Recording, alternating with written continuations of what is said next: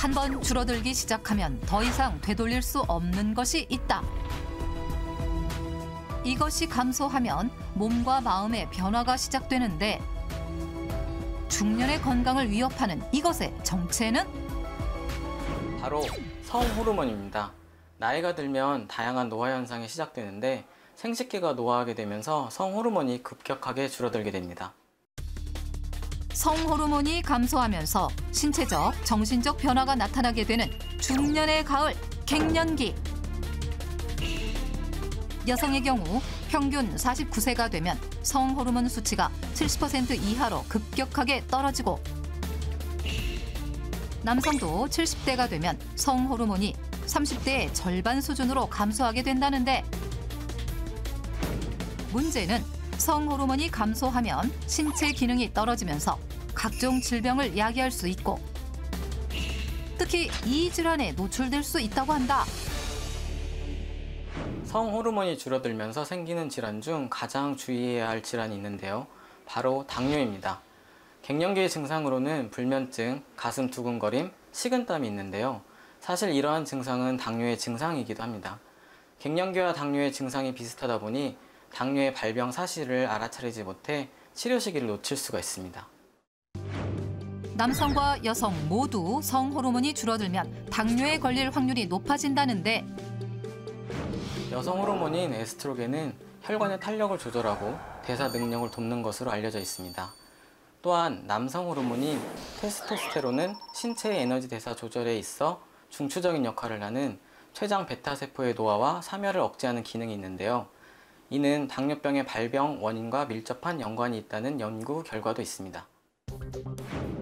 성호르몬 감소뿐 아니라 무분별한 식습관과 운동 부족 등의 이유로 당뇨 환자는 해를 거듭할수록 늘어나고 있다.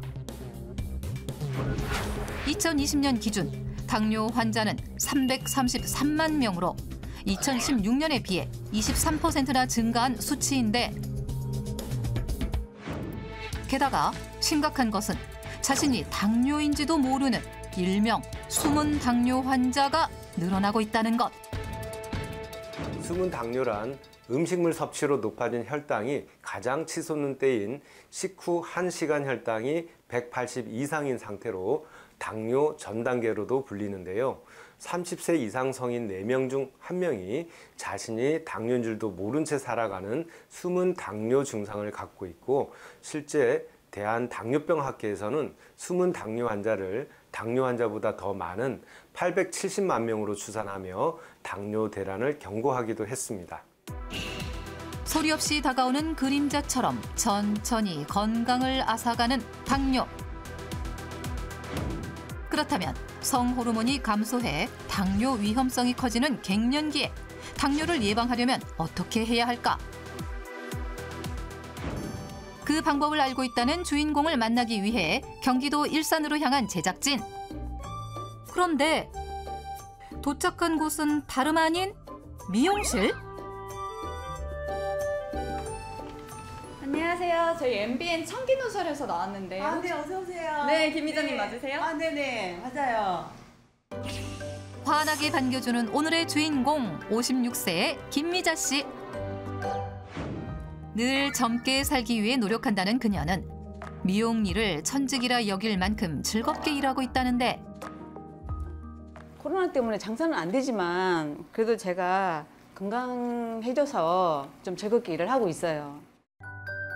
하루 종일 서서 일해야 하는 고된 일상이지만 그 어느 때보다 활기가 넘친다는 그녀.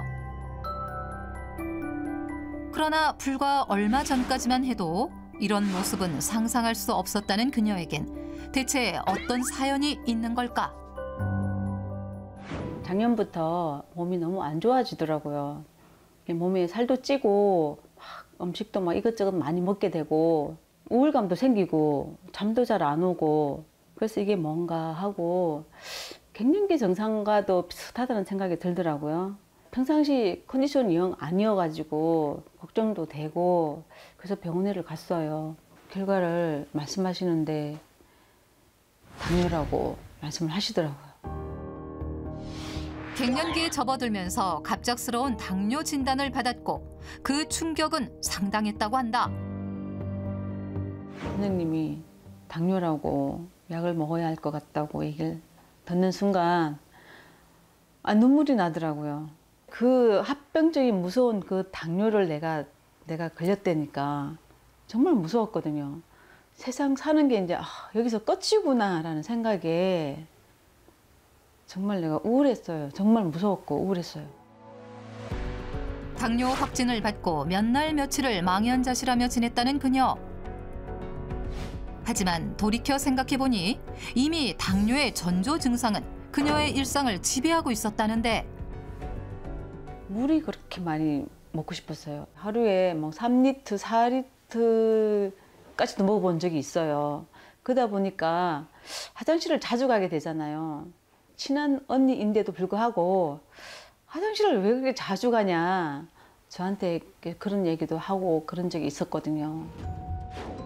갈증이 생겨 수시로 물을 마셨다는 김미자 씨. 화장실을 가는 횟수가 많아지면서 영업에도 지장이 생길 수밖에 없었다고 한다. 손발이 저리고 뻑뻑해요. 막 부어 있으니까 가위가 잘 안 들어갈 때도 있고 가위질 하기가 좀 힘들 때가 있어요. 이렇게 가위질을 할 때 자연스럽지가 못해요. 가위질이 제대로 잘 안 돼요. 생업에 문제가 생길 정도로 다양한 증상이 시달렸던 김미자 씨. 어느 날 한 가지 생각이 그녀를 스쳐갔다는데 엄마가 딱 떠올랐어요. 엄마가 그 당뇨 합병증으로 그 신부전증 팔에 구멍 뚫어서 투석하시는 거 보고 또 그것도 안 돼서 또 목엔가 또 구멍 뚫어서 투석을 하시더라고요. 그런 걸 제가 봤기 때문에 너무 걱정이 돼요. 무섭고요. 당뇨 합병증으로부터 안심할 수 없었다는 김미자 씨. 그러나 두려움으로 인생을 망칠 수 없다고 생각한 그녀는 마음을 더욱 굳게 먹고 혈당 관리에 돌입했다는데 앞으로 살 날이 그래도 많은데 이대로 있을 수는 없잖아요. 건강해져야 되지 않겠어요? 그러다 보니까 마음을 제가 좀 긍정적으로 고쳐먹고 좀 활발하게 생활을 해보자. 혈당 관리를 위해 가장 먼저 시작한 운동은 걷기였다. 장소에 제약이 없어 틈틈이 시간이 날 때마다 걸었다는데 전에는 무기력하고 힘들어서 산책을 잘 못했는데 관리하고 난 이후로 짬짬이 산책 좀 해요. 몸도 가벼워지고 활력소도 생기고 기분이 좋아요. 집에서는 홈 트레이닝을 병행하며 활동량을 늘리고 있다는 김미자 씨. 그렇다면 현재 그녀의 상태는 어떤지 확인해봤다. 식사 2시간 후 혈당을 측정한 결과 108로 안정적인 상태를 유지했는데 혈당 관리를 위한 식습관 개선을 위해 평소 즐겨 먹던 간식을 모두 치우고 삼시세끼 당 지수가 낮은 보리밥을 먹는 것은 물론 채소와 나물 위주의 반찬을 즐겨 먹는다고 한다. 이뿐만이 아니다. 당뇨 완화에 도움을 받기 위해 그녀가 선택했다는 음료 한 잔. 밥을 먹고 나면 꼭 마셔준다는데 지금 드시는 게 뭐예요? 이거요. 흑염소 진액이에요. 우리 손님이 혈당 관리에는 이 진액이 좋다 그래서 열심히 먹고 있어요. 먹어보니까 내 몸에도 잘 받고 괜찮더라고요. 그래서 잘 챙겨 먹고 있어요. 신동의보감 오늘의 주인공 혈당 관리에 도움이 되는 흑염소. 동의보감에 기운을 드높이고 기력을 회복하는 데 효과가 있다고 쓰여 있을 뿐 아니라 중국 의서인 명의별록에는 흑염소가 속을 따뜻하게 만들어 기를 늘리는 데 도움이 된다는 기록이 있다. 지방이 적은 육류 섭취는 오히려 당뇨 완화에 도움이 될 수 있는데요. 육류에 풍부한 필수 아미노산은 인슐린 분비 활성을 돕고요. 특히 저지방, 저콜레스테롤, 저칼로리면서 고단백, 고칼슘, 고철분, 고비타민의 3저 4고 식재료로 알려진 흑염소는 혈당 관리에 도움을 줄 수 있습니다. 흑염소는 단백질이 풍부하고 지방이 적은 육류로 콜레스테롤 수치를 줄여 혈관 질환을 예방하는 오메가9 지방산과 리놀렌산이 풍부하다는 사실. 무엇보다 혈당 관리에 도움을 받으려면 흑염소 속 특별한 성분에 주목해야 한다는데 혈당 관리에 도움을 받으려면 흑염소에 들어있는 불포화 지방산 중 하나인 아라키돈산에 주목해야 합니다. 아라키돈산은 체내에서 직접적으로 합성되지는 않아서 꼭 식품으로 섭취해야 하는데요. 세포 재생과 노화를 방지하는 역할을 하고 성장 호르몬과 성호르몬 생성에 도움을 주기도 합니다. 더불어 인슐린 기능을 높여서 혈당 수치 완화에도 도움이 됩니다. 실제로 흑염소의 아라키돈산 함량은 다른 육류에 비해 2배가량 높게 함유돼 있었고 한 연구에 따르면 혈중 아라키돈산 농도가 높은 경우 당뇨의 발병 위험률이 감소한다는 것을 확인할 수 있었다. 그렇다면 김미자 씨는 흑염소를 어떤 방법으로 섭취하고 있는 걸까?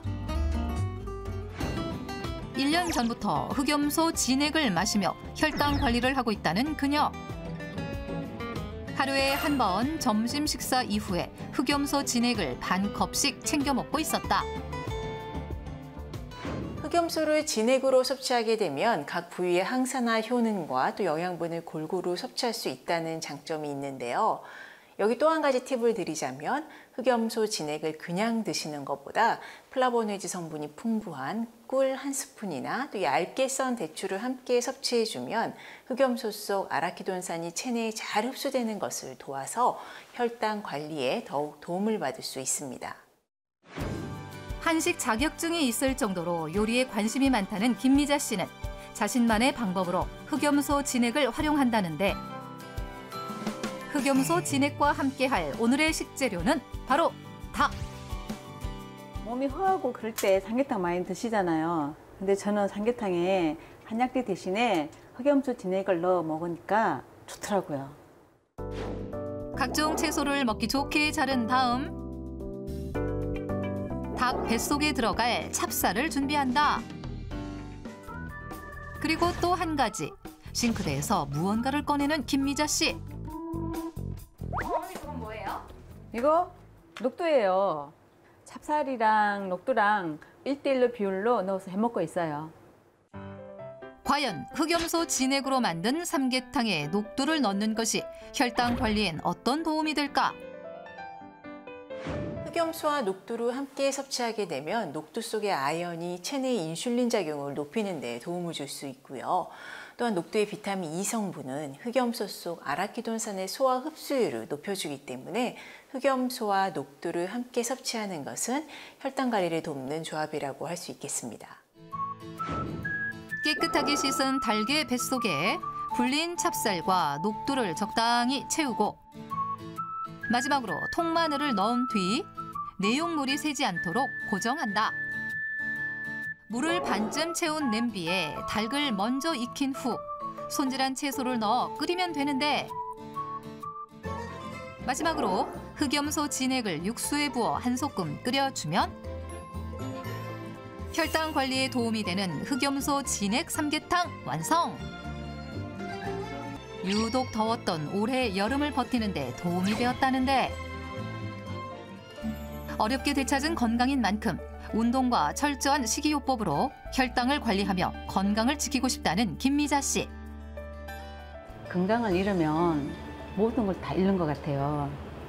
무엇보다도 돈도 좋지만 건강 잘 챙기고 앞으로는 더 열심히 운동하고 맛있는 거 챙겨 먹고 혈당 관리 잘해서 건강하게 살고 싶어요. 아라키돈산이 풍부해 혈당 관리와 성호르몬 생성을 돕는 흑염소. 하지만 흑염소는 따뜻한 성질이라 열이 많은 체질이라면 복통 또는 설사를 유발할 수 있어 섭취에 주의가 필요하고 고기로는 하루 100g, 진액으로 섭취 시 140ml 이내로 마시는 것이 적당하다고 한다.